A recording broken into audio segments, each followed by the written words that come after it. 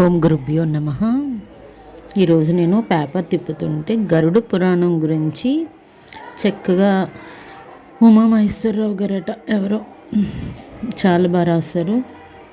నాకు కూడా తెలియదు, మీ అందరికి ఒకసారి వినాలి అనిపించింది, నాకు కూడా చెప్పాలి అనిపించింది. అందుకని ఒక్కసారి చదువుతాను. దాని యొక్క అంతరార్థం ఎంత బాగుందో చూడండి. చదివిన అందరూ కూడా మనకు మాత్రం అన్నీ వచ్చి ఆ సముద్రం అంత ఉంటే భగవంతుడు వేదాలు అందులో ఏదో ఆవగింజంత వచ్చు, దాన్ని తెలియజెప్పాలనే తప్ప ఇంకేవే భావన లేదు నాకు కూడా. ఇక్కడ గరుడ పురాణం అని పేరు వినగానే మనలోని భక్తి శ్రద్ధల కంటే భయాందోళనలు ఎక్కువగా కలుగుతాయి అంటున్నారు. దానికి ప్రధాన కారణం ఏంటట, అసలు అందులో ఏముందో తెలియకపోవడమే అని చెప్తున్నారు.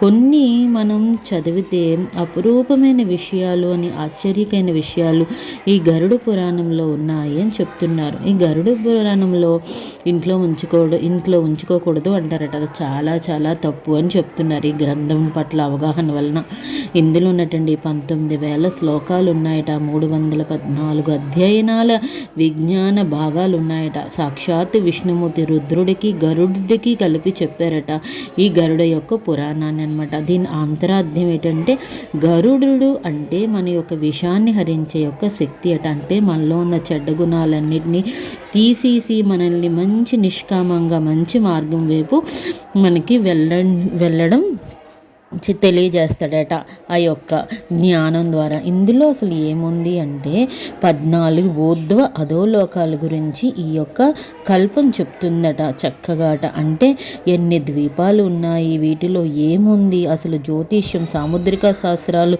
ఏంటున్నాయి, మన శరీర భాగాలు, ఈ యొక్క లక్షణాలు, ఇవన్నిటినీ గురించి ఎంత బాగా వివరించి రాశారండి.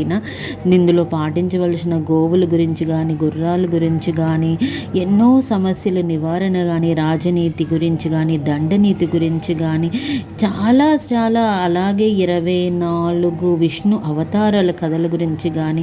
టైం లేదు, చాలా తక్కువే చదివాను. మనకి కనిపించే స్థూల దేహమే కాకుండా సూక్ష్మ శరీరం కూడా ఉంది. ఆ పుణ్యలోకాలకు ఈ యొక్క పాపాత్ములండి శరీరం వదిలేసిన తర్వాత ఈ యొక్క జీవి ఎలా వెళ్తుంది, మన కర్మానుసారం అంటండి. దీనికటండి మన యొక్క గరుడ పురాణం అనగానే ఈ యొక్క చనిపోయిన తర్వాత మన శరీరం అనుభవించే కష్టాల నరకంలో అని అనుకుంటాము. కానీ ప్రతి జీవి కూడా మన యొక్క కర్మాచరణ బాగా ఉండి మనం చక్కగా అయిన దైవ కార్యాలు అన్నీ చేసి దానాలు ఎక్కువ చేస్తే ఆ నదిని దాటుతాము అని చక్కగా రాశారండి.